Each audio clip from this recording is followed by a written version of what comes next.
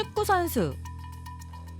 제로베이스원 멤버들도 각자 소속사에 캐스팅된 일화가 신기합니다. 먼저 막내인 한유진은 사실 축구선수를 꿈꿨다고 하죠. 또래보다 늦게 시작했던 축구였지만 누구보다 열정적으로 축구선수가 되기 위해 연습했다는데요. 그러나 과도한 열정이 문제였죠. 유진이의 열정은 유진이를 축구팀의 에이스로 만들어줬지만 그만큼 잦은 부상을 입게 되었다고 하는데요. 그래서 부상으로 인해 축구를 그만두었을 타이밍에 유진이를 찾아온 것이 현 소속사 캐스팅 관계자였다고 합니다.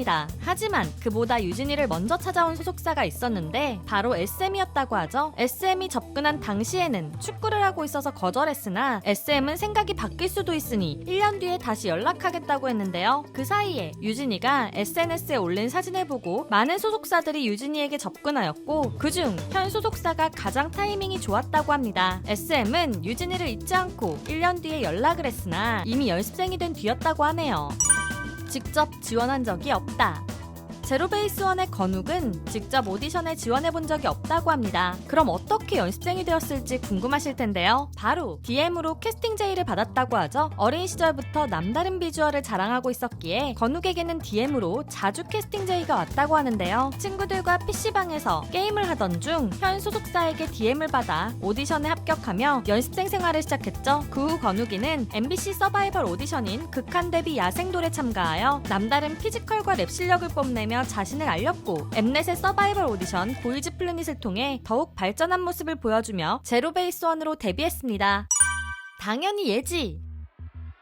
2018년 압구정중학교에 JYP 캐스팅 관계자가 왔다는 SNS 글이 올라오자 압구정 중학교 학생들은 모두 당연하다는 듯이 한 명의 이름을 말했는데요. 바로 김규빈이었죠. 어린 시절부터 굉장한 비주얼을 가지고 있었던 규빈이는 라이브 방송에서 캐스팅 디렉터의 모습을 표현할 수 있을 정도로 많은 길거리 캐스팅을 받았다고 하는데요. JYP 등의 아이돌 기획사뿐만 아니라 배우 기획사에서도 길거리 캐스팅을 받아왔다고 하죠. 그래서 오디션을 보러 다니던 기획사마다 전부 캐스팅되었으나 최종적으로 캐스팅되어 연습생이 된 곳이 현재의 소속사라고 합니다. 한유진에 이어 김규빈까지 위예화 신인개발팀의 안목도 굉장한데요. 위예화가 중국인 멤버들을 찾아낸 안목 역시 놀라웠죠.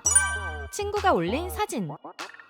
냉미남의 정석을 보여주는 중국인 멤버 리키는 어린 시절 미국에서 미술을 전공했다고 하는데요. 그러나 어릴 때 유튜브를 통해 접한 K-팝에 매료되어 댄스 학원을 다니며 아이돌의 꿈을 키웠다고 하죠. 그래서 많은 팬들은 해외에서 열린 오디션을 보고 한국에 들어오지 않았을까 추측했지만 리키 역시 현재 소속사에게 온라인으로 캐스팅되었다고 합니다. 리키의 친구가 리키의 잘생긴 비주얼을 영상과 사진으로 어딘가 올렸는데 현 소속사가 그 영상과 사진을 보고 바로 캐스팅했다고 합니다. 당시 춤과 노래에 대한 열정이 컸던 리키는 꿈꿔왔던 K-팝 아이돌이 되기 위해 다니던 학교도 중퇴하고 한국으로 건너와 연습생 생활을 시작했다고 하네요. 방치된 연습생. 제로베이스원에서 놀라운 보컬을 들려주는 김태래는 오디션을 통해 SM의 연습생으로 들어갔는데요. 그러나 당시 코로나로 인해 모든 연습생 시스템이 정지되며 태래는 SM에서 방치되어 버렸다고 하죠. 그러나 태래는 포기하지 않았는데요. 노래를 부를 수 있는 기회가 생겼다는 이유로 KBS에서 진행한 전교 톱10에 도전하여 자신이 꾸준히 노력해왔던 가창력을 뽐냈다고 합니다. 그 이후 태래의 놀라운 가창력을 본 현 소속사가 태래를 캐스팅하며 가수의 꿈을 이어갈 수 있었다고 하네요. 우연한 발견. 제로베이스원의 매력둥이 성매튜는 일본의 댄서가 발견했습니다. 캐나다로 댄스 레슨을 가게 된 일본인 댄서는 하이브의 관계자에게 좋은 아이가 있다면 소개시켜달라고 부탁받았는데요. 그때 이제 막 춤을 배우기 시작한 매튜가 굉장히 반짝반짝 빛나는 매력을 보여주었다고 하죠. 당시에는 K-팝에 대해서 BTS만 알던 매튜는 일본인 댄서가 오디션 준비를 제안한 것을 한 차례 거절했지만 이후 춤을 배우며 K-팝에 관심이 생겨 일본인 댄서에게 연락했는데요. 그렇게 매튜는 한국으로 와서 하이브의 연습생이 되었다고 하죠. 그러나 N팀을 뽑는 서바이벌 오디션이 진행하기 직전에 처음으로 탈락이라는 아픔을 경험해야 했고 이후 큐브의 연습생이 되어 한빈이를 만나게 되었다고 하는데요. 꿈을 포기하고 캐나다로 돌아갈까 고민도 했었지만 옆에서 함께해주는 한빈이 덕분에 힘든 시간을 버티고 보이즈 플래닛에서 반짝반짝 빛나는 매력을 선보이며 제로베이스원 멤버가 될 수 있었다고 합니다. 캐스팅을 위한 2년.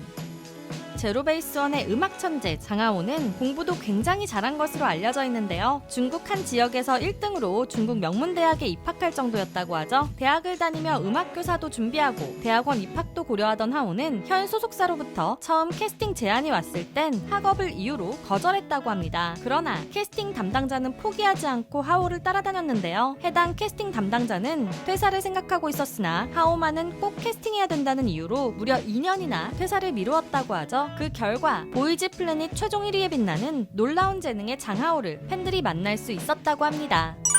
학대받은 아이돌.